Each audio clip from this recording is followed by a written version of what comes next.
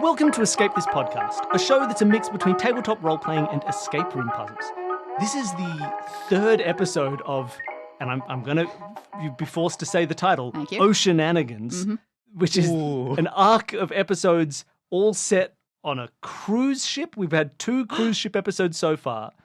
This is interesting, Danny, that it is a connected arc so far that is not storyline connected. No, so that it's was just the like a goal. setting. I wanted it to be like an immersive theatre thing where you got a bunch of just different things that happen to be going on in the same room, same setting. So this episode, we have 3 new guests who are all hopping on board the SS Spaghetti and Meatball. We didn't name the ship. It was named by a guest. You can't judge us for it.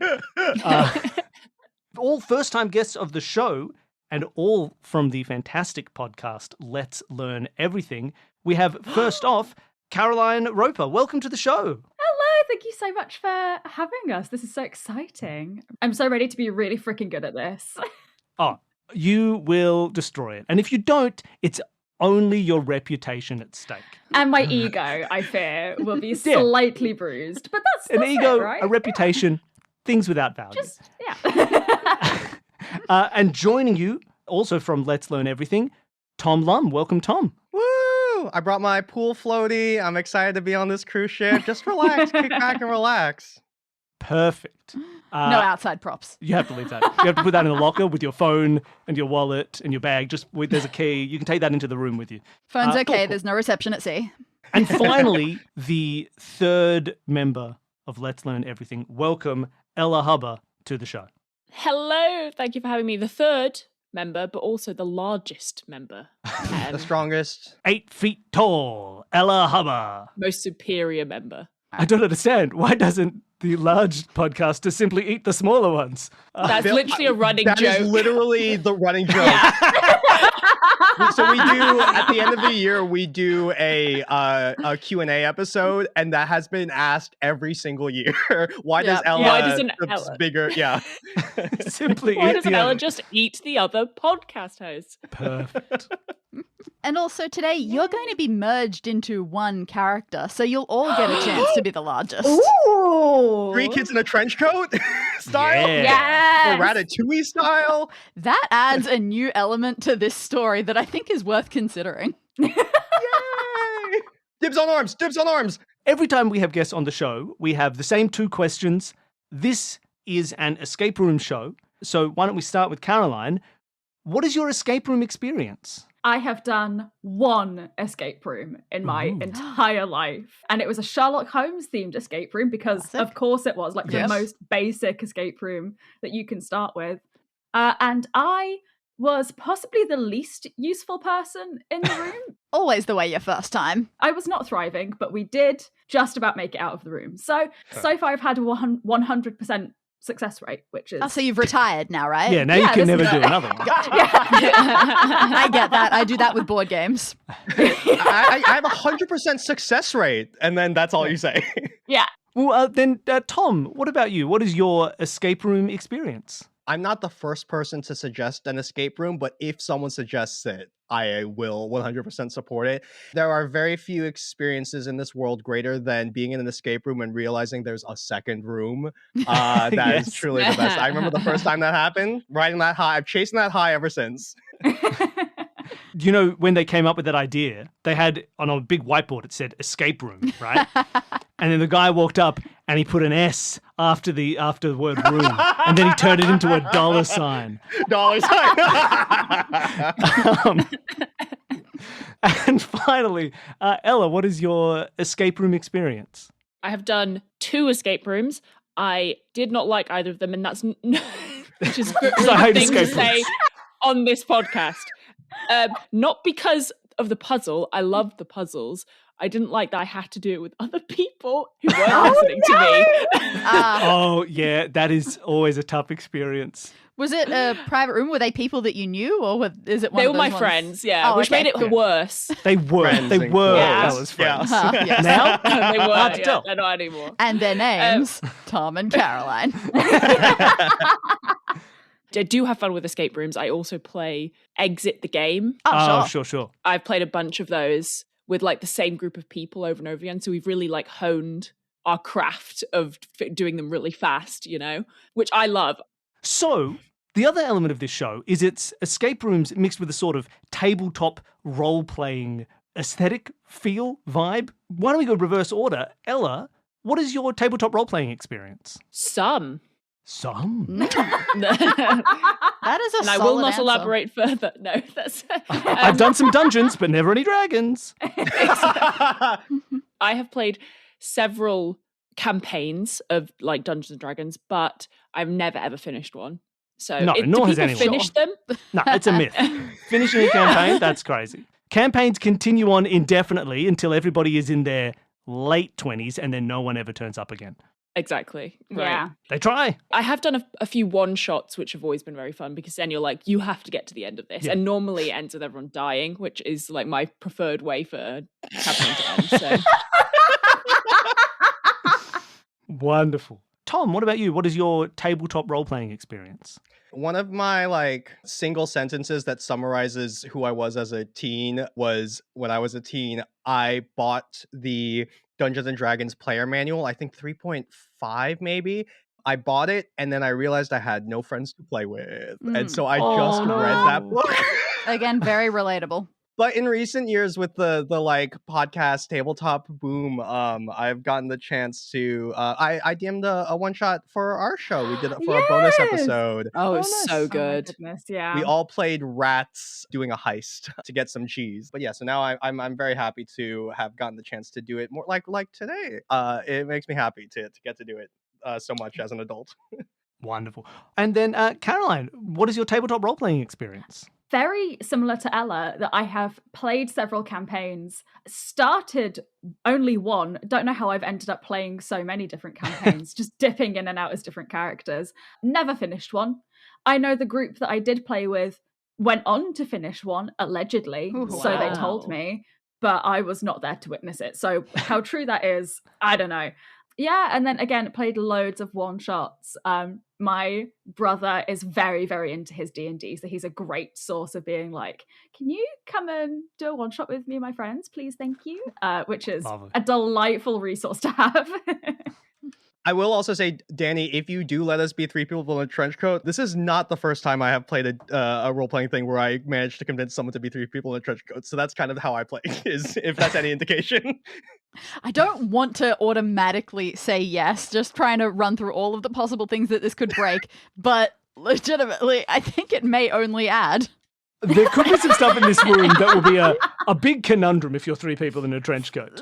Potentially. But we'll see how it goes. I think the biggest problem with us being three people in a trench coat is going to be deciding who is bottom, middle, and top, because that could lead to a big Arms has Tom fight. already been arms. reserved. Well, you'll have to figure it out very quickly, because I think with all that being done, we're good to go. Ella, do you have a preference? Bottom legs, top? Bottom arms, top? Top legs. Okay. Top. Ella, Caroline, do you care about arms or legs? I feel like if I have legs, then that's a lot of control. As Like, opposed to I can arms? control your movement, where you stand, where you go. Arms is grab. Yeah, but how are you going to grab the cup if it's 20 feet away, Would you Tom? prefer arms or legs? I'll take legs. Thanks. That's great. We've got movement, we've got dexterity, and we've got speech. Yeah, it's a good balance. This is great, yeah. We have merged you, and now let's get into your story. It's about time you had a holiday. The last year has been a lot. You absolutely deserve this. And so far, everything has been smooth sailing, which is ironic considering the cruise ship you've booked a place on hasn't even hit the open water yet. You've booked an amazing room at discount price, the weather is projected to be perfect for the whole 4 days you're at sea, and you've arrived at the dock perfectly on time, ticket in hand. You are determined to shut down, let nothing worry or bother you until you get back. After boarding, listening to an orientation speech, and getting your stuff in your cabin, you start exploring. There's one spot you're very keen on, and this will be exciting for our 3 children in a trench coat, because it's the adults-only deck. Not for anything weird, and it's not like you got anything against kids. You just want to feel like a nice, relaxed grown-up surrounded by other nice, relaxed grown-ups. Plus, there's meant to be a bar right next to the pool, and you're really looking forward to it. This does have a very different tone when there are 3 kids in a trench coat. Doesn't it? You find your way as best you can, only needing to ask a staff member for directions once, and when you do, you breathe in the scene. A glistening rectangular pool in the centre, a small round spa to the left of it. There is indeed a bar right by the deck's entrance, which in my diagram was off to the right, but dealer's choice. Along the pool's perimeter, there are 4 huge beach umbrellas, set up above several beach chairs and drinks tables. If you were to walk along the edge of the boat to get around to the other side of the pool from where you are now, you find the floor marked up in 2 separate spots for shuffleboard and ring toss, respectively. Heck yeah. This is hardcore. This is the grown-up stuff. This is why the kids came here, is because they wanted to play some shuffleboard. It's perfect. And there are only a few people at the bar, 1 woman in the spa, and 1 man under an umbrella. Feeling pretty free, you approach one of the chairs. Ahem. You turn. The man who is under the next umbrella over is looking at you. You're new aboard. The name's Aaron Crone. I have a permanent spot here. Oh, wow, you've heard about people who pool their life savings and then go to live on cruise ships. You thought that was old people. This guy doesn't look old enough for that. Oh, you give him a polite smile and keep moving. Maybe you misunderstood. I have a permanent spot here. Huh? Oh. With a faint grin, Aaron Crone informs you that he has reserved this entire deck, everything beyond the bar, for his private use. For the whole cruise. Rude. Somehow that's allowed? Yeah, you are furious. This is an outrage. And sure, you could go somewhere else, but you shouldn't have to. This deck is the best one. It's the only one with shuffleboard. This is outrageous. And you blurt out something. You blurt out, I'll play you for it. Aaron raises an eyebrow at you. And you say, yep, whoever wins gets the deck. You win, I'll leave. I'll never bother you again the entire time. It's a stupid idea. He has no real reason to accept. He's apparently paid off this deck. But sometimes powerful people like being challenged, and seems like Aaron is no exception, because his eyes get a glitter. Look at you. Your tiny face, this your is not my stumpy script. arms, oh, no. your little legs that don't seem to fit the rest of your trench coat. What shall we play? You look around. Obviously, you want to say shuffleboard, but you've never been allowed on the adult deck before. You've never actually played it, so you might not be able to win. So you suggest ring toss. Standard rules, which means, as you well know, you get 1 throw of a large ring, 1 throw of a medium-sized ring, and 1 throw of a small ring. Most points wins. Aaron nods, agreeing. He stands and walks over to the ring toss area. He picks up the 3 different sized rings that sit there and turns to you. Oh, and by the way, my reservation includes activities. I'm afraid these rings are mine. Oh, do you have nothing to throw? Sounds like a forfeit to me.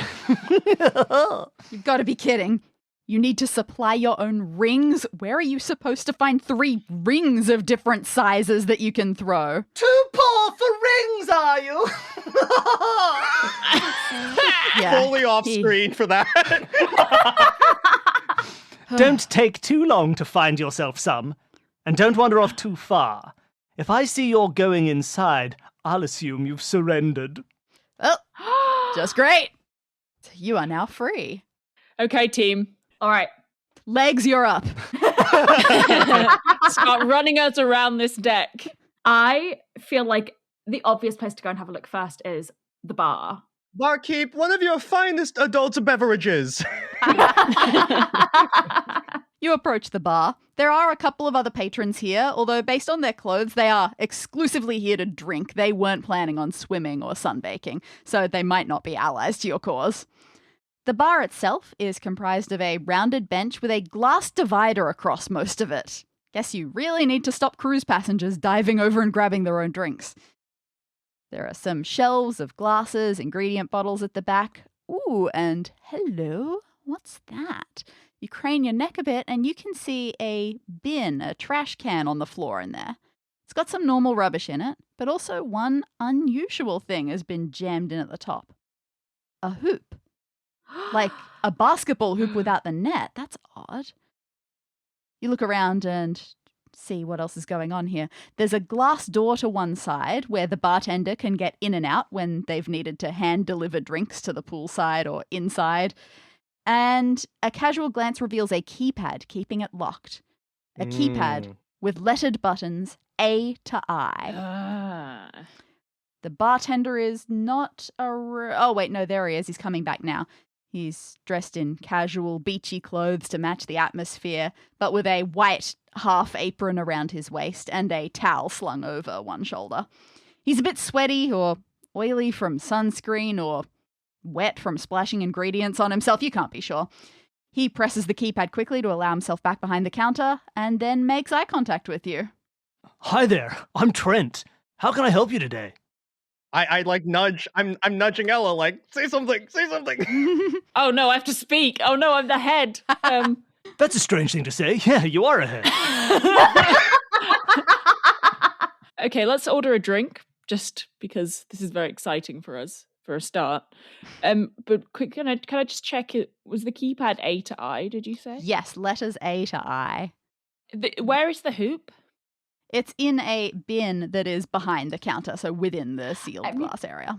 Can we just ask Trent Yeah. for it? Yeah. God, I don't think. Maybe this escape room is a lesson in politeness, actually. It's just asking. Yeah. You ask Trent about if you can have this hoop that you can see, and his eyebrows sort of go a bit crooked. No? Sorry, we had to take that down before setting sail. Too many balls going over the side. Management finally put a stop to it. I don't want to use it for basketball, though. Well, I can't trust you. They're probably not in the habit of giving away their rubbish to patrons. This is a classic, we see the keypad, we'll find it the answer somewhere else. Yeah, for sure. Yeah, I mean, it's worth trying, Tom, though. Of course. You never know what info he could give you. Okay, so we need to find the keypad then. Yeah, let's check out. Numbers. Should we check out the pool? Maybe investigate let's check out the spa. You want to check out the spa? With the Okay. woman. Yeah, the spa is small and round and steaming pleasantly. But if you had any thoughts about getting in, the woman currently occupying it has other ideas. She splays her arms out along the sides and sticks her legs right in the middle, taking up as much room as possible. This spot's taken.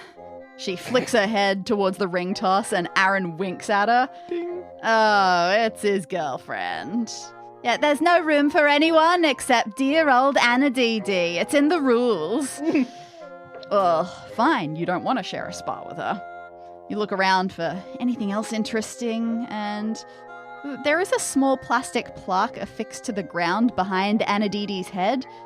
Oh, well, it does look like there are actually some spa rules. About safety, though, not about which rich snobs get private use. Also, right beside this plaque is a waterproof control panel. And there aren't many images in this room, but you are going to get 2 of them together right now. So yes, for people at home, you can see these images in the show notes. But yes, would you like to describe for our listeners at home, maybe Caroline, would you like to describe... Because you're the legs, you don't get much time to talk. You have to describe what you're seeing for the viewers at home, for either the controls or the sign. I'll have a look at the sign. So it's like a orangey sign, and it says the following things. To use this spa in a safe manner, you must be at least 18 years old or in the company of a parent. Any alterations to settings must be performed by an adult. For skin and eye safety, wear sun protection. Ask the available staff when necessary. And finally, by entering, it will be agreed that you acknowledge these rules, and if you are disruptive, you may no longer use the spa.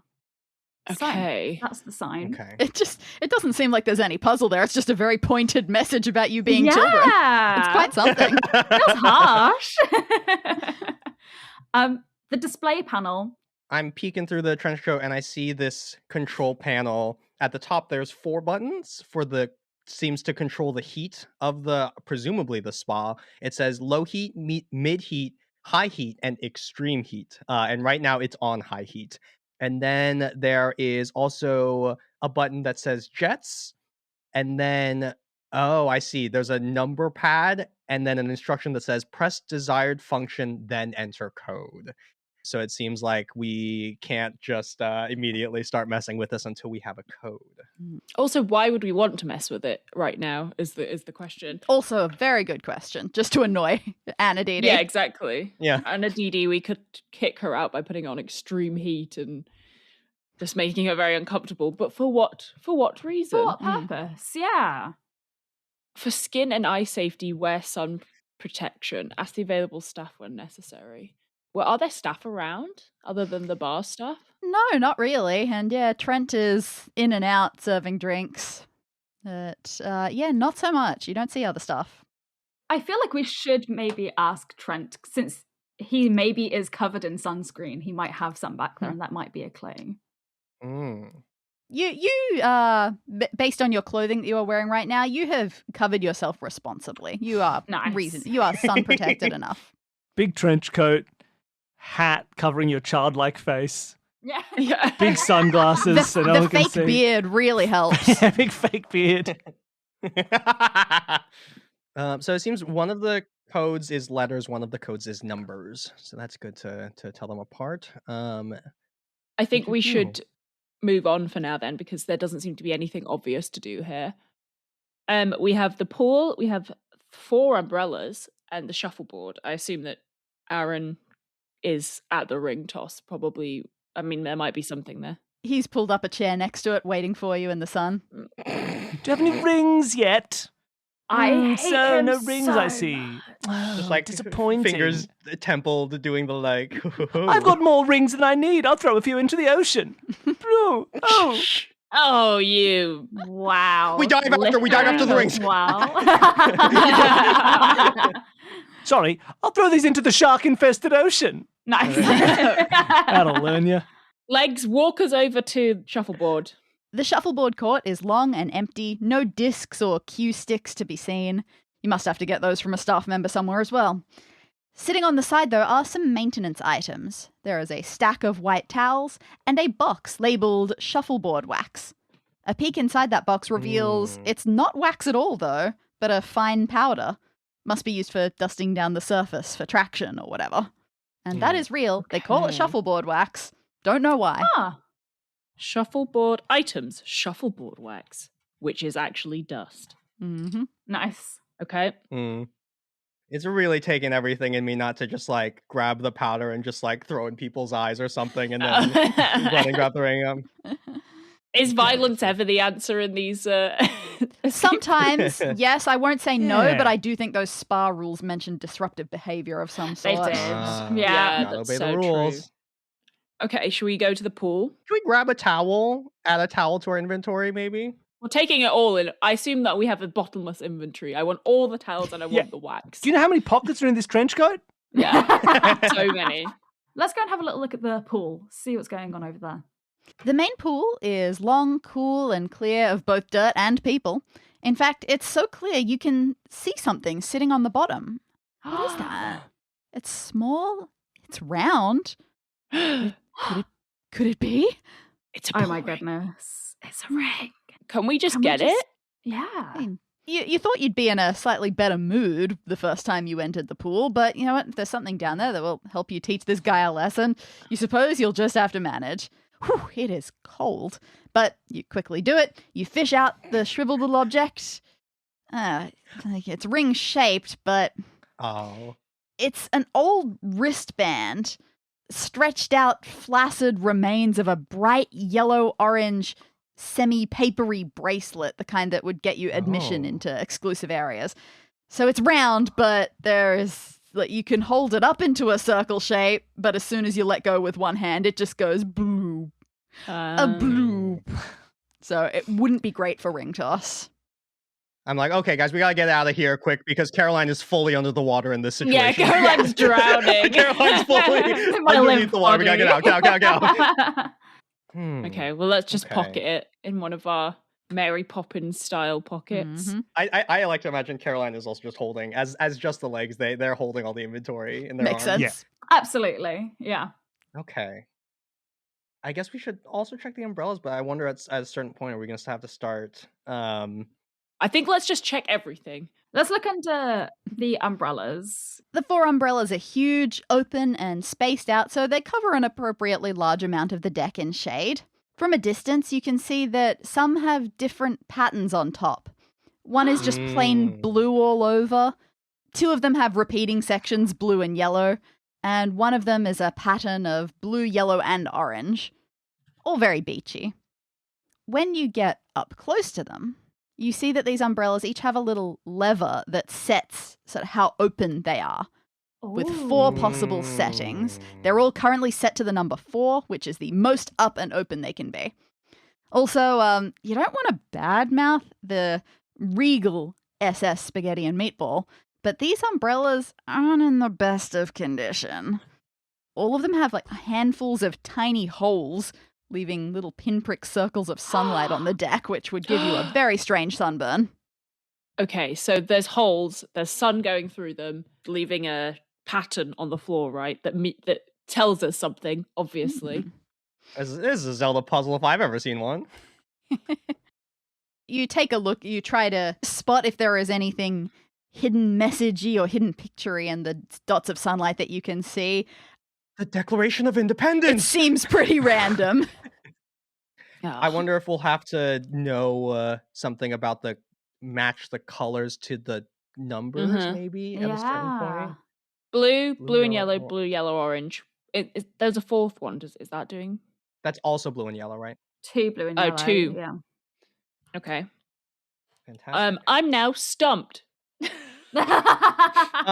we check the chairs? I know there was also the chairs mentioned. I don't know if there's anything suspicious. There are 8 beach chairs, 2 under the base of each umbrella, except for the one that Aaron has dragged over to the Bering-toss. Each chair is long, 2 meters or so. What's 2 meters? 7, bit under 7 feet. And a bit. What is it? Is it a mile? Is it a 6 foot? feet? I can't tell. 6 feet is 180 centimeters. Yeah. So Please it's like help my American brain. Please help 6 me. foot 5. It's closer like to 2 meters. What? Surely it's closer to 7. Meters are fine. They're just yards, but a little bit bigger. Whatever. 2 meters or so, with an adjustable That's head. better yards. My poor American brain. Each chair is long, 2 meters or so, with an adjustable head end so you can choose your level of incline. Upon inspection, it looks like to control this incline, there's a pedal by where your left foot would sit, so you can use your toes to just kick it to a different setting. You give one an experimental flick and the head jolts up a position. Try a couple more times and it looks like you can get the head anywhere from completely flat to completely folded over. And once it's in place, it's pretty firmly in place. Sounds comfy. Interesting. Was there anything on the tables as well? Each of these umbrellas does also have a small drinks table under it. Most of them are bare because, well, not many people about. The one closest to Aaron has an empty cocktail glass, and the one opposite it has a pair of glasses, along with something quite a bit fancier. It's a necklace. A rigid, round choker that clasps to one's neck rather than hanging off it. Caroline, great shout. It's sparkling gold even in the shade with a green stone set in it. Not like a shiny green, more like a dull green, hint of brown to it. Not that it's not fancy, it's just not emerald. And suddenly you hear, "Oh, you like that? It's Peridot. Peridot for my August birthday. Now keep your mitts off it." Peridot. Yeah, I mean, you guessed that. Anadidi just didn't want to get her necklace wet, but is still keeping a close eye on it, which is fair. Grab it and throw it into the ocean. No, don't do that. Oh, you've already said it. You've lost. The sharks have it. The sharks win. Okay. So we have, in our inventory, we have a wristband, we have some towels. We're looking for some codes. There's some colors, possibly. all in service of trying to get 3 different sized rings. Would the necklace be, if we could acquire it, would that be sturdy enough to be a ring? I think it looks pretty good as a small ring. Well done. So we need to get her out of there so that she's not watching her necklace anymore. So we need to turn the heat up. Oh, I see. Yeah. But for that, we need the code. Could we just ask Trent if we can have the code for it? I don't think just asking him is going to work. One of these days, it's politeness will win. Yeah. I'm wondering if the wristband, could that like entice Trent? So also Trent came in from doing something, right? Like he's occasionally delivering drinks to the people who don't want to, who are too important to come to the bar themselves. Interesting. Right. So we have the keypad on the bar, we have the keypad on we have the code on the control panel. There is definitely still one more thing, definitely, that you could examine further at this stage as well. Oh. Is it the side of the ship, like the deck area? 2 things then. Oh. Should we go side of the ship first? Yeah, because I don't know what the other thing is. Lovely. You arbitrarily pick the starboard side and walk over to it. Of course, there's a painted metal railing surrounding the entire perimeter. You lean over it just a little bit and peer down.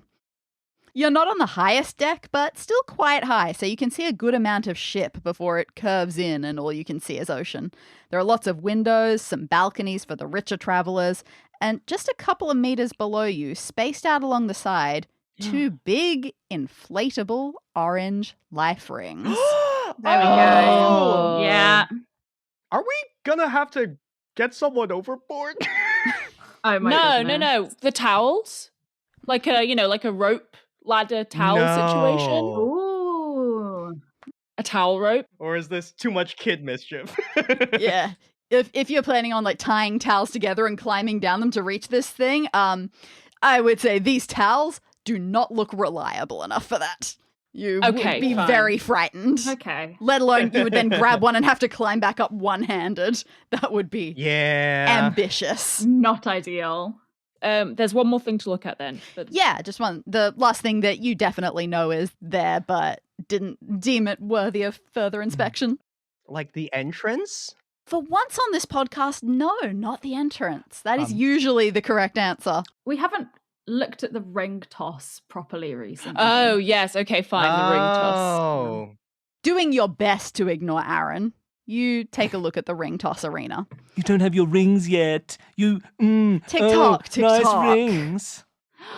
The peg you would be supposed to aim for is obviously at the far end, and then there are several markings that indicate throwing lines and also tell you what points you get.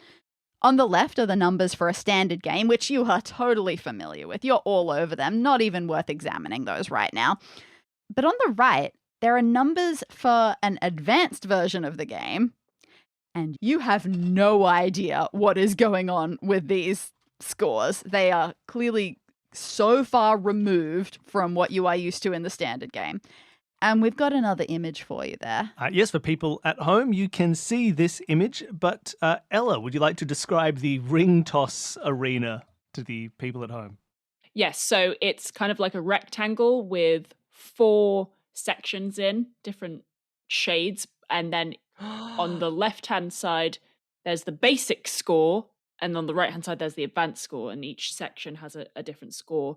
So the basic is 3 to 4, 5 to 6, 7 to 8. And the advanced, there are, 9 double-digit numbers down the side. 11, 20, 32, 40, 51, 60, 72, 81, 91. Those mean something. I just don't know what. Well, the last one is crossed out, but also these colors that get progressively darker and they match with the colors on the heat control panel for low, medium, high, and extreme heat. So smart. You're such a smart lad.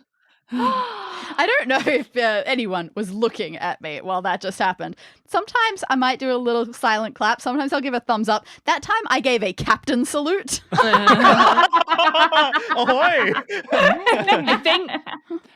I think importantly, the one that matches with extreme heat is crossed out, so we need to figure out some kind of pattern in the numbers. Oh. Can we use either the powder or the towel to clean this to reveal the number? Question mark? Annoyingly, it's not dirt. It looks almost like it's paint that has been scuffed up over the last numbers.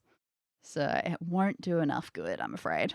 I don't know. Is there any use to low heat? Will that just mildly annoy Anna Didi? Well, there's also, I don't know if there's also jets to the that we can control on there. I'm just doing some maths. The numbers 11, 20, 32 on the left hand side. 1, 2, 3. 11, 20, 32, 1, 2, 3, 40, 50, 60, 4, 5, 6, 70, 80, 90, 7, 8, 9. You see? 1, 2, 3, 4, 5, 6, 7, 8, 9. Oh my god, What's 11, 2, 3, following 4, after 5, 6, 7, 8, 9. Oh my god, you're so... I was like trying to do some wait, maths. so the code wouldn't then just be like I don't 10, think that's 11, the answer, 12. but I think that's Yeah. I think that will help us figure out what the bottom number is in some way, but I don't know. Dang, Would it go Caroline's back beautiful to 1, 2, minding 3? over here, Or seeing all the numbers. just looking at these numbers. When we are canonically, when we're thinking together, the trench coat collapses as if we are all crouched and we're all like in there like a little tent. Yeah. And we're all conspiring, yeah. Also, is there something to, again, like 11, 20, 32, 11 has the 1, 20 has 0, 32 has 2. And like the second digit in all of these numbers is always 0, 1, or 2. I feel like that's significant as well. 102 010 211 211. It's not. There's no binary code in here, so we don't have to do that. Yeah. Or if there are twos involved, trinary. Ooh, Boy. everyone loves trinary. It goes up in very similar intervals, but not any pattern that I can see. Up 9, 12, 8, 11, 9, 12. I thought I was good at these things. I'm not feeling good at these things right now. Hey, I put a hand on Ella's shoulder. We voted you the head for a reason. We got this. We're here to support you. Physically support you. And I will argue this is the most challenging one in the room as well. It's the puzzliest puzzle. Perfect. Wonderful. Cool. It wouldn't just be 10, 11, 12 as I think I already said that, as a possible code for the last 3. You give it a try. It does not work. Okay. Cool. For people, as we're going through, just to make, so that 10, 11, 12 is coming from the fact that like the first digit of each of those numbers is going 1, 2, 3, 4, 5, 6, 7, 8, 9. So if you continued that pattern, it would go 10, 11, 12. So would it then just be like 100, 111, 122 could be the code if it's going with the same? Can we just try something first to make sure that this is the right code for the spa and try low heat and then see what she does. 11, 20, 32. Good shout. Very good plan. You press the buttons and they are accepted. And soon you notice that the amount of steam coming from the water isn't quite the same. You've clearly had an effect. But it doesn't seem to be very dramatic. Anna Didi doesn't seem like she even notices. She lazes back, feet floating up in front of her, just watching you a little bit out of the corner of her eye, but not really. Can we press jets? Does that do anything fun? You can press jets. That one doesn't even need a code, apparently. That one just works. And Anna Didi goes, oh! But she quickly gets over it. And she goes, ooh. Okay, so we need... For the extreme heat code, then we need the exact 3 numbers for the Bering-toss scoring. On the jets panel, the image that we've got says high heat and it's got like a green circle around it. Does that just mean that that's the setting that has been selected? That was, when you first looked at it, that was the setting that was Now on. that you've changed it, it would presumably in your world have that circle around low heat. Mm-hmm. Lovely. Okay, cool. Press desired function. Desired function, then enter code. Then enter code. Low heat. Is it something to do with high heat, extreme heat? the shape of the Bering-toss versus the shape of the... I don't know, I can't see it. I feel stupid. We got this, guys. We got this. Yeah. I don't know if it's... Yeah, it's interesting that it goes 1, 2, 3, 4, 5, 6, 7, 8, 9. I guess that's pretty standard, but it is ordered in rows. I'm curious why there's not a 9, 10 on the basic side. Like it goes 3, 4, 5, 6, 7, 8, and then there's nothing. Basic rules just doesn't go that. Yeah, It just doesn't do anything with that. Okay, cool. You're not expected to throw from that far. Low heat, mid heat, high heat. Is there something extreme funky heat. with the like the letter E in advanced looks like bold? Is that just the image, or is that something to? I'm looking at everything now. The E's in advanced and the E's in all of the press desired function then enter code are bold. Yeah. That's a lot of weird E's. No. That's a lot of weird E's. No, are you kidding? Is that something? I believe you have found your final hint. No. What does it mean? Way. No way. There's 7. 7 funky E's altogether. Well, there's weird one in advanced as well. I wish that wasn't the answer because that I feel like didn't help us. Now I can see the E's. Now all I see are E's. Okay, so in advanced, there's 1 E. In press, the first row, press desire, that there's 3, then there's 1, then there's 3. Does that match anything? Is that like the second number in? Yeah. Or if it goes 0, 1, 2 is the first number because it's counting up. Do it, Ella. And then it's like 3, 1, 3. 1, 3. So 0, 3, 1, 1, 2, 3. Where are you getting those? You said it was 0, 1. Like what are you counting up there? So the 0, 1, 2 at the start of the numbers. Oh. The double digits. Yeah. Is because it goes, we're counting 1, 2, 3, 4, 5, 6, 7, 8, 9 up on the shuffleboard. So then the next 10. The start would be 0. Do you start with 10? Well, yeah, that's sort of where my brain was going, was that these ones could be. Oh, I just assume we go back to 0. Gotcha. So 10, 11, 12. And then do we add the 3? So would it be like... I think it could be a triple digit code. But the right digits always are a 1, a 2, or a 0 on those numbers. But that's not necessarily what they will... Oh, what do they add up to per row? You will not need to do even any addition. Okay. Okay. Could I be counting them wrong instead of by the rows? Maybe it could be I've done all the counting up. So between the first row it goes up 9, then 12, 11, then 9, 9, then 10. If you go down it goes up 29, 32, 31, 20, 28, 31. I don't know if that means anything. A, B, C, D. Oh, wait. 5. E is 5. I would love to know where this is going. Wait, guys, this is the this is the answer to the barcode. We go over and we press E. Wait, is that actually? No, okay. Could it be the position of the E in the letter? We need to figure out what the second... What that second pattern is. And the second number is. So for the first part of the puzzle, right, it's 1, 2, 3, 4, 1, 2, 3, 4, 5, 6, 7, 8, 9, and then 10, 11, 12? Yeah. And also, the letter E is A, B, C, D, E. That's 5. I don't think it's even that complicated. Yeah. We convert it to Roman numerals, and then... Yeah. We interpret the numbers, and E is base 5. We interpret them in base 5, and then we can get... Honestly, if you keep going through things like this, you might actually get the right answer. Yeah. So advanced. And E is a backwards 3. E. What about E? E. I'm currently looking at, so it's still looking at the second digit in each of those pairs, and it's like, without looking at the first digit, 1, 0, 2, 0, 1, 0, 2, 1, 1. There's 4 1s, there's 3 0s, there's 2 2s. I don't know if that's relevant in any way. Doesn't really incorporate the E's. No, that's the only thing. Different ways to represent these numbers.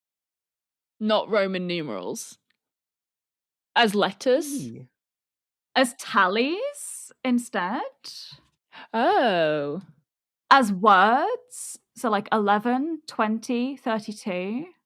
And looking at the E's that are in those. Oh. No. Wait. So is it single digits or as the double? Okay. So if it's 3 and 11, 1 oh in my 20, God. 0. Oh my God, in... there's 1 E in 1. There's 0 E's in 2. There's 2 E's in 3. There's 0 E's in 4. There's 1 E in 5. There's 0 E's in 6. There's 2 E's in 7. There's 1 E in 8. There's 1 E in 9. Oh my goodness. My neighbors are going to hear that and be like, he's learned to count. I'm so proud of him. He's a smart boy. Oh my God. Could you please explain to me now again? Explain what those numbers were? I think that was Caroline's to explain. I think. Yeah, that was Caroline's. I think I just said it. I just screamed it. Caroline, please. Well, because I think that was a bit of teamwork there because you just...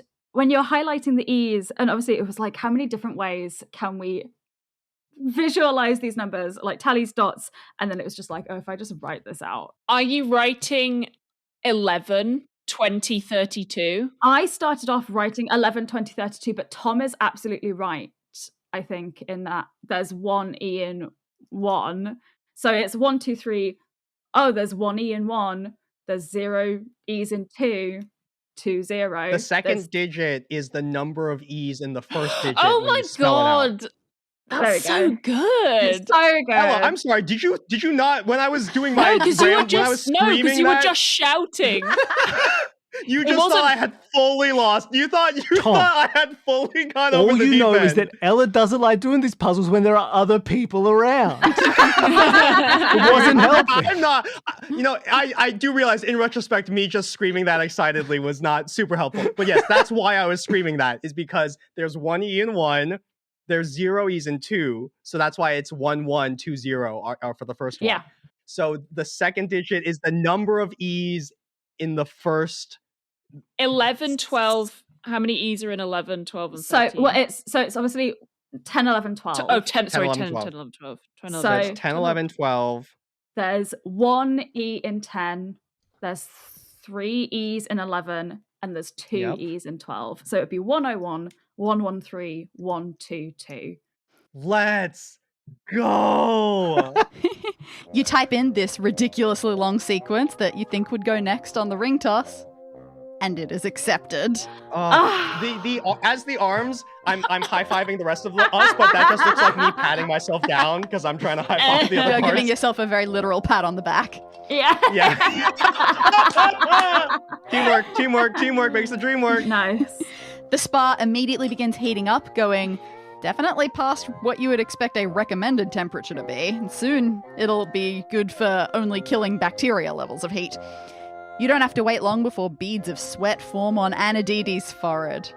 She looks distinctly uncomfortable. And after a while of enduring it, she abruptly stands, gets out, heads for the regular pool to cool off. Probably not for long, but for the moment, she is facing the center of the pool.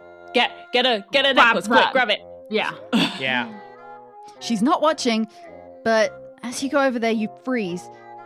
She'll turn around at any moment, and as soon as she sees that necklace is missing, she will scream. She will clearly scream, "You will be found."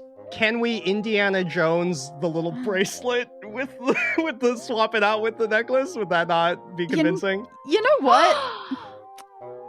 There are some glasses left on the table. Maybe there's a chance that her vision isn't totally spot on. And the color of the band does kind of match the gold of the choker necklace. Nice. However, there is one key feature that would not match up. The gem. The green gem. Yeah, you need this dull green peridot. If you can get something that looks like that, you might be in business. Okay. I feel like somewhere we could get something green from would be ordering a drink behind the bar and getting something that has like a mint leaf in it or something like that. An olive. Can we order a martini? Yes, it's that brownie color, that brownie green color. Brownie green. Brownie green it's round color. like a stone. Well, I suppose Trent has no choice. He's contractually obligated to not ask for ID here. It's the adults-only deck. What, is there a non-adult here? You get your martini. I'm sorry, can we make it a Shirley Temple with an olive? my preferred drink, Tom Lum. Okay, we affix the olive to the bracelet. It's a very sad-looking replica, but from a distance, you reckon it'll do the job. We use the little plastic sword to skewer it through the bracelet. Oh, that's clever. Into nice. The olive. You get just one of the little paper umbrellas from the bar as well, and you take the wood from that and slot it in to give it a bit of structure. Lovely. Yeah. Amazing. That is perfect.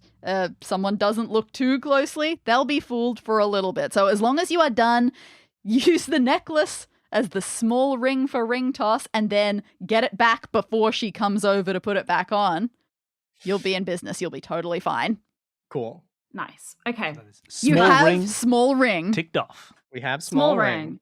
We know where all of the rings are as well now, which is great. We have medium ring in the behind bin. The bar. Big ring is on the side of the boat. Cool. We also have towels. We have wax box powder. I forgot about the wax powder. Yeah. Trent, pretty soon after he's given you your olive, he leaves on some sort of drink order. So he is out of the bar for the moment. Okay, let's go and look at the bar again then, I suppose. There's glass blocking us from reaching over and being cretinous. Yeah. You cannot just reach all the way in. You do have this door with this letter keypad and a few patrons also sitting at the bar. Those are... And your goal, the basketball hoop, inside. Inside, yeah. I lean over to the patrons, be like, hey, what's your favorite code comprising of letters from A to I? This is my favorite... I have got to assume what I like is I like asking questions about bands, and so you get either AC/DC or ABBA for ABBA, and you can sort of make the clues different about what they've done as songs, so then you can focus in on which band it is. That's my preferred kind of. It's this a 4-digit code. Also works if you need a code based on a musical keypad or piano or something. Yeah, did you know you can spell cabbage with letters from the musical scale? It's a really fun code to use. Yeah.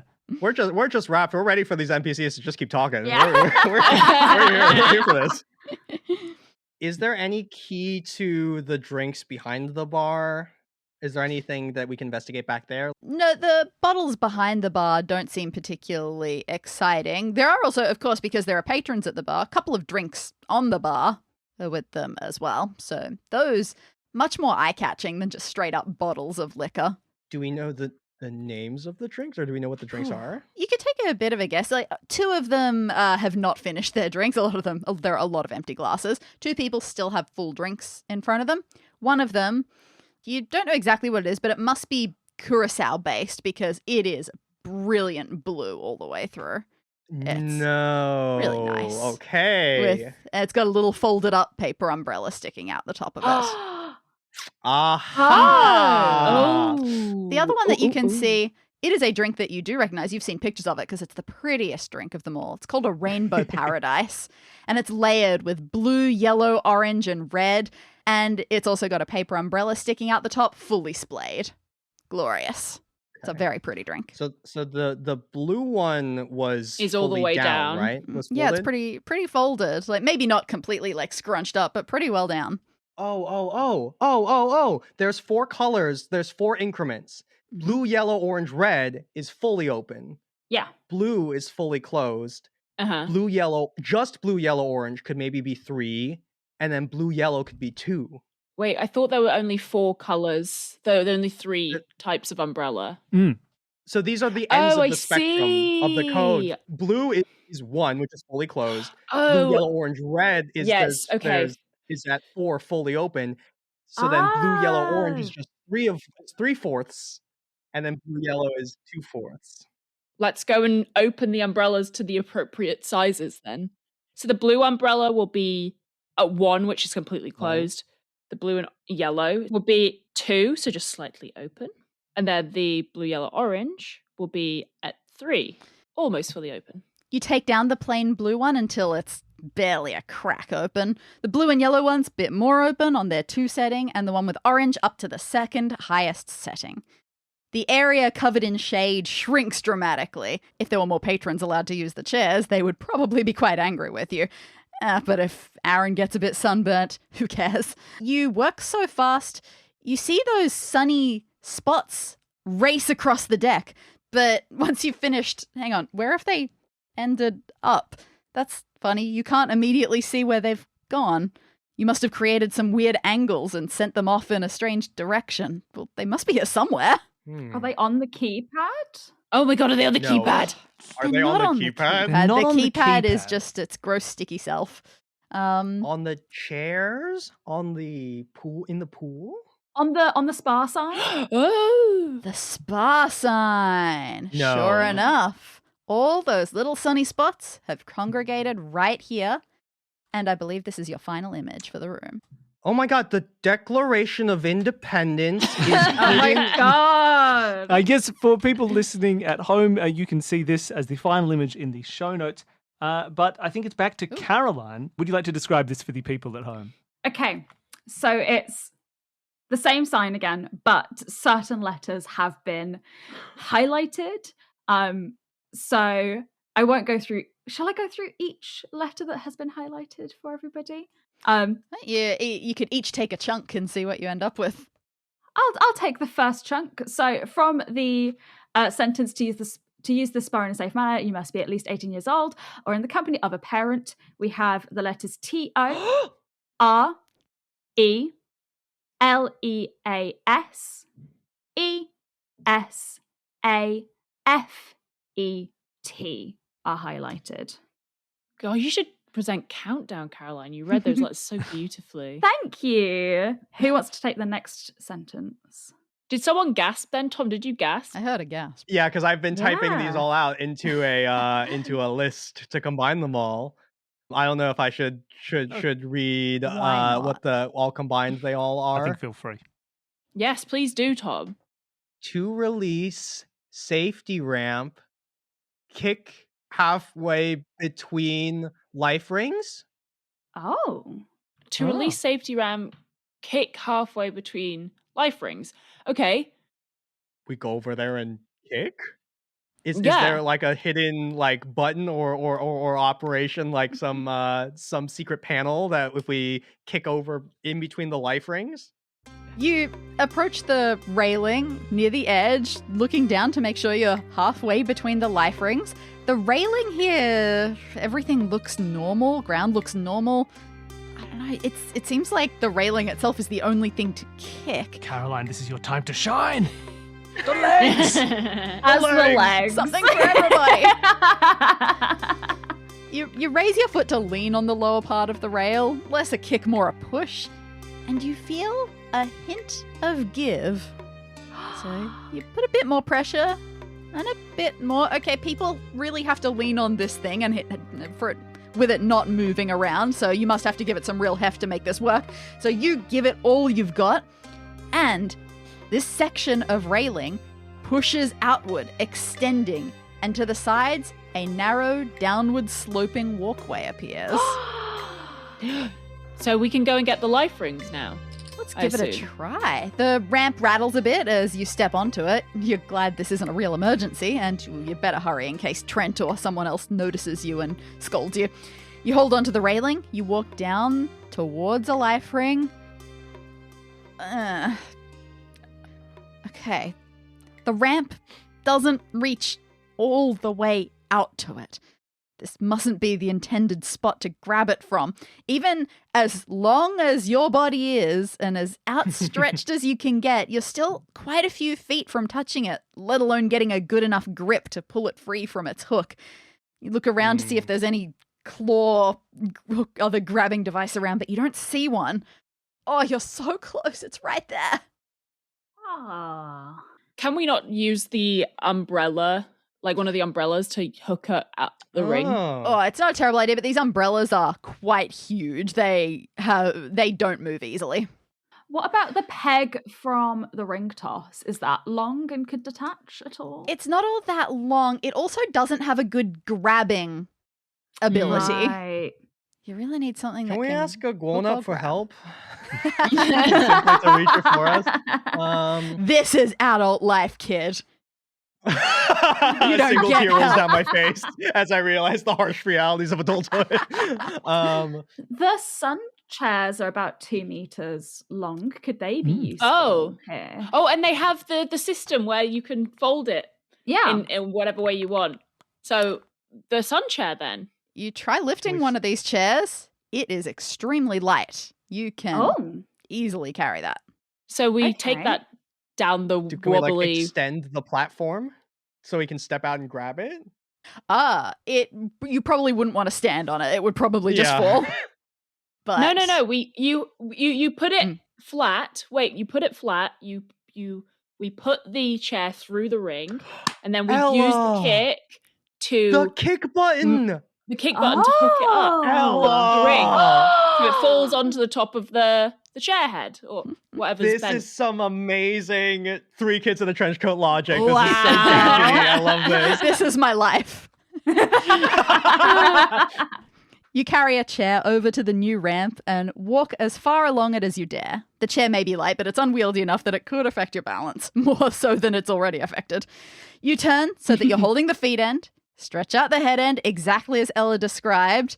It makes it all the way to the life ring. You kick the foot pedal and the head snaps forward and grabs firmly around the life ring. You carefully draw it out. So good. It comes off its hook. Hand over hand, you bring the chair in until the ring is within reach. You grab it. It's yours. Oops, with all the big cumbersome objects going around, you've accidentally let the chair slip from your grasp and it tumbles over the side of the ramp and down, and it jolts as it hits something about halfway down to the ocean. Like maybe it got caught on an open window or something. You're not sure, but it's sort of dangling off the side of the ship, waiting for just the right bump to knock it loose. Yeah, okay, you're going to hurry back on deck before anyone notices. I really hope that's a brick joke for another episode where there's a chair on the window. No, nothing has fallen on anyone's head in another. No one's been mysteriously had something fall on their head that they never identified that caused them to lose their memory. We see that, we just go, cool. That was cool. High five. I'm patting my back. Patting our back. High fives. You are 2 rings in. That's the small and the large, and you know where the medium is. Oh, the medium behind the bar. Stupid keypad. Yeah, because I really thought the umbrellas would reveal the code to the keypad. This wasn't the route that I was expecting us to go in at all. So what this leaves us with are the towels and the shuffleboard wax dust. I like this inventory checking off and seeing what's left. If Trent is a real sweaty guy, could the powder stick to the keypad, revealing the letters? Caroline. Oh my God, Caroline. Caroline. If we flash back to the initial description of Trent, look at this. He was oiled up teamwork with sunscreen and sweat. Yeah, Caroline. I remember that's that why he's you're the a legs, sweaty baby. So this is like how they reveal fingerprints at crime scenes. You know, they put like a special dust on. That's the idea you're thinking of here. So we go over and blow the shuffleboard wax onto the keypad. Now, yeah, you crouch down. You dust a little bit of the powder over the buttons, and sure enough, Trent's hands have left some light imprints on the letters. You go to getting close to take a look at which ones, but the annoying close patron, the big guy who is sitting at the bar, still notices you and gives you a glare and says, "That is definitely for staff only." You know, I don't think guests are allowed to do that. We use the towel and throw it over their heads, and then like a horse, they fall asleep. Oh, it's nighttime.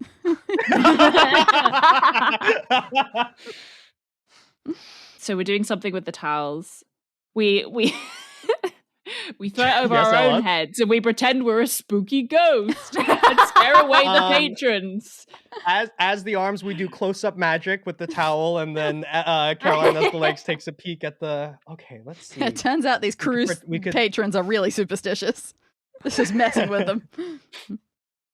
Could we fashion an apron out of it in the same way that Trent has one and make it look like we're bar staff? If you recall, Trent was wearing a white apron and had a towel slung over his shoulder. Caroline. Yeah. No. And you know what? These patrons must have that sort of memory where they don't really see anything beyond a uniform, because as soon as you put the towel around your waist and over your shoulder, they don't give you a second glance. You can get in as close as you like. You're getting close to the keypad now, and you can see that you have left powdery markings on the letters A, B, C, E, and H. Is it just the shape of a T for Trent? Aww. Because that'd be really cute. The H just probably wouldn't line up that way, would it? Oh, it's so close. Wait, hold on. That's bizarrely close. It does sort of look like that, doesn't it? It does look like a T for that's Trent. adorable. That's great. I didn't even notice. Could it be Trent's favorite place? The beach. You make the big letter T, but you specifically do it in the order BEACH, and the lock chimes and the door clicks open for you. Oh my goodness. In your amazing disguise, nobody objects as you walk in like you belong there. Just making some adult beverages for people. And taking out the trash as well. Yeah. Also, I'd like to point out that we have had a martini, or at least the top of the three children at least that the Trenchcoat has. So I have no idea what's going on at this point. I'm just like going with you guys. I'm like, yeah, woo! I also, not knowing how alcohol works, think I'm also drunk. As the arms are like, oh god, wow, it's a contact high. This is going to be a great game of Bering-toss, guys. Yeah. All right. I would please. I want this to conclude with we go for the Bering-toss and we just lose because we're bad and then it's game over. That's fine. Let's find out, because you have all your 3 rings. You return to Aaron. Oh gosh. Conclusion. Scroll, Billy, scroll. I couldn't preview. Oh, too far. Oh, now scroll, but you went too far. Yeah, we got to the end pretty quick. I bet you guys weren't ready for us to solve this in an hour and 50 minutes and 50 seconds. Well. Aaron checks his watch. 1 hour and 50 minutes. I suppose technically you made it. Though I don't think much of your equipment. Sure. A life ring, a basketball hoop, and a necklace may not be all that traditional, but they will be enough to show him. Let the ring tossing begin! Now, we can entirely take charge of this for you, but we'll involve you as much as possible. Standard rules for ring toss mean that you actually throw from the rules that you're going to go by, you actually throw from the same line each time. With a different sized ring, obviously a large ring is going to be much easier to get over the peg. So if you get a clean throw with your large ring, that'll be worth 4 points. 3 if you hit the peg on your way down and it's sort of a jolty win. The medium-sized ring, your basketball hoop, it's a little bit harder, so it's going to be worth 6 points for a clean hit, 5 points for a messy one. And the small ring is very difficult, so it's going to be 8 points if you make it as a clean swish, 7 if you hit it on the way. You're a little bit sweaty, maybe even a little bit tipsy. Maybe ring toss can actually be kind of hard. Was this a good idea? Oh, it's too late now. And what we have is some dice. A D4, a D6. Are you kidding me? D8. If you have, we are going to play ring we're going to have toss. now. I will say, if any of you have dice on hand, you're more and than you would welcome. like to roll, feel I'd free. love to roll. Oh, do you want to? You roll for us, Tom. I have a 4. I have a 6. Oh no, I do have an 8. I do have an 8. It makes sense that the arms have the dice. Oh yeah, the arms have the dice. The hands rolled, the legs kicked, the face talked. What we'll order do do one we at a want to do time. this? Do we want to do the big rings first, the D4? Both of you roll their D4s? Which ring would you like to throw? It's the loser's choice. Can I suggest, as legs who can't currently see very well, I feel like I should have the big ring. I think, Tom, since your arms are out, you should have the medium ring. And Ella, I think because you're at the top Oh, but you've had a martini. I don't think it matters unless I roll at disadvantage. Yeah. But I think Ella, who can see, should go for the smallest ring. Well, we're just letting Tom roll for us. Yeah, Tom's the arms, Tom's the dice. What are we rolling? Let's roll them one at a time to really draw this out. One at a time. Which ring are we going? Let's go to the big ring. Big one, and Caroline, as the leg, you're like swinging it around your leg, the big hoop, and you're throwing it over. Okay, now, to be clear, we're rolling a d4. If it's a 3 or a 4, you get that many points. If it's a 1 or a 2, you miss. Okay, I see. Okay. Oh boy. Oh boy. All right. I'm so Four, scared. baby! The player has got a 4. Don't celebrate too soon. I'm throwing now. Aaron gets. Ha ha ha! I missed. Aaron has missed. just like I planned. All right. D6 now. You are onto your basketball hoop. Time for the medium ring. I'll throw first this time. Here I go. Well, why don't you look at that? A 6-pointer, baby! So how many points do you have? Only 4? That's 2 fewer than I. Okay. You need a victory on one of these next 2. I'm readying my handful of that dust. Throw it in his eyes. Okay. Look, as the arms. I can't. You can adjust your camera so that I can see anything. We could call that throwing some dust in his eyes and cheating. No, we play real or we don't play at all. Now, I would love if that was what the dust was included for. Yeah. I'll give you if you throw. I'm genuinely curious if that was purely just your personal vendetta against them. You throw some dust at Aaron. That would probably take away from his points, wouldn't it? Yeah, but he's already thrown that middle one. I true. can roll disadvantage on the last one. He can have disadvantage on his last die if you throw dust in his eyes. But you should still throw your medium. You're still going to throw your medium. All right, here we go. I got that hoop, and I throw it, and I go, Kobe! Oh, no! It's a 1. Is that a miss? That was a miss. Oh, jeez. All right. I have, with dust in his eyes and therefore rolling with disadvantage, Aaron throws his final large hoop. The small. I missed. You missed quite poorly on both. But I'm still in the lead. You need to roll a 7 Tom. or an 8 on this D8 to beat me. Jeez. Yeah. Oh, really? That's so high. That's not easy. Ella, how are you can throwing you this final one? This necklace that's around your neck. I'm going like this, like a hula hoop thing.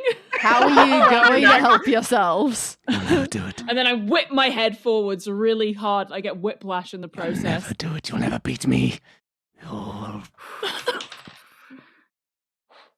I can't see it. It's gone off screen. A lowly 4. That's worth nothing in the world of ring toss. Oh. You lose.